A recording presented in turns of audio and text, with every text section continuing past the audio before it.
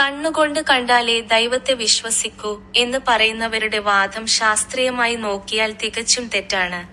കാരണം നമ്മുടെ കണ്ണുകൾ പ്രപഞ്ചത്തിലെ എല്ലാ യാഥാർത്ഥ്യങ്ങളെയും അളക്കാനുള്ള ഉപകരണങ്ങളല്ല. മറിച്ച് പ്രകാശത്തോട് പ്രതികരിക്കുന്ന പരിമിതമായ ചില ജൈവകോശങ്ങൾ മാത്രമാണ്.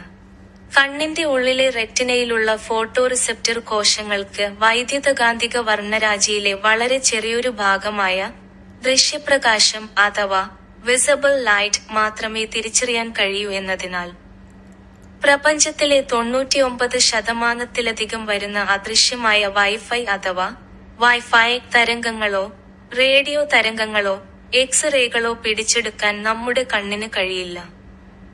നമ്മൾ കണ്ണുകൊണ്ട് കാണുന്നില്ലെങ്കിലും ഫോണിലെ ഇന്റർനെറ്റ് കണക്ഷൻ എന്ന ഫലത്തിലൂടെ വൈഫൈ ഉണ്ടെന്ന് ഉറപ്പിക്കുന്നതുപോലെയും മരച്ചില്ലകൾ അനങ്ങുന്നത് കണ്ട് കാറ്റുണ്ടെന്ന് മനസ്സിലാക്കുന്നതുപോലെയും ഒരു വസ്തുവിന്റെ സാന്നിധ്യം അതിന്റെ ഫലങ്ങളിലൂടെയാണ് തിരിച്ചറിയേണ്ടത്.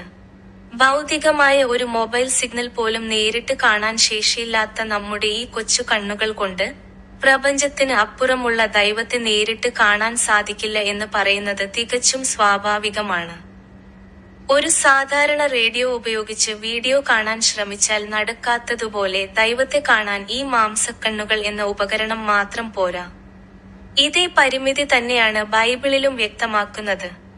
1 തിമോഥെയോസ് 6:16 ദൈവം അടുത്തുകൂടാത്ത പ്രകാശത്തിൽ വസിക്കുന്നവനും മനുഷ്യരിൽ ആരും കാണാത്തവനും കാണാൻ കഴിയാത്തവനുമാകുന്നു എന്നും പുറപ്പാട് 33:20 യാതൊരു മനുഷ്യനും എന്നെ കണ്ട് ജീവനോടെ ഇരിക്കുകയില്ല എന്നും ബൈബിൾ ഓർമ്മിപ്പിക്കുന്നു. അതുകൊണ്ട് പ്രകൃതിയുടെ കൃത്യമായ നിയമങ്ങളിലൂടെയും ജീവന്റെ സങ്കീർണതയിലൂടെയും ദൈവത്തിന്റെ സാന്നിധ്യം തിരിച്ചറിയുകയാണ് വേണ്ടത്. ദൈവത്തെ കാണേണ്ടത് വെറും മാംസക്കണ്ണുകൾ കൊണ്ടല്ല, മറിച്ച് പ്രപഞ്ചത്തിന്റെ ഘടന കാണിച്ചുതരുന്ന വിവേകത്തിന്റെയും വിശ്വാസത്തിന്റെയും ഉൾക്കണ്ണുകളാകുന്ന കണ്ണട ധരിച്ചുകൊണ്ടാണ്.